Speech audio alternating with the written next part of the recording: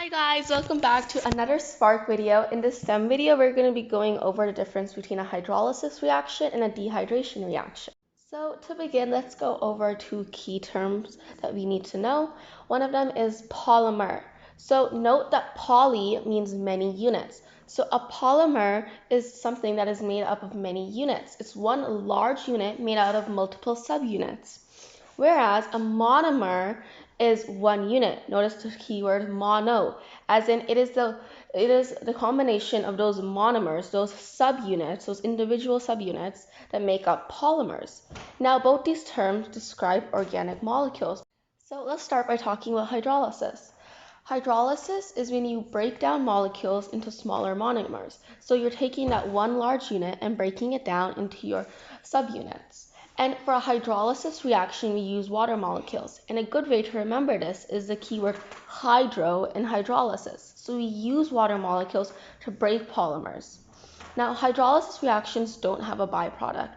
So the reactant side is more complex than the product side, because in the reactant side, we'll have that one water molecule, H2O, and therefore we won't have a byproduct.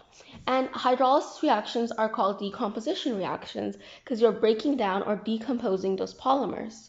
So we understand what hydrolysis is and the basics of what polymers and what a monomer is. So let's talk about what a dehydration reaction is. Now, a dehydration reaction is also called a dehydration synthesis because you're building something, you're synthesizing it. You're making polymers from monomers. You're taking those individual units, those subunits, and building up one big unit. And this combines those monomers into polymers, thus it's called a combination reaction. So we can see that a dehydration reaction is really just the opposite of a hydrolysis.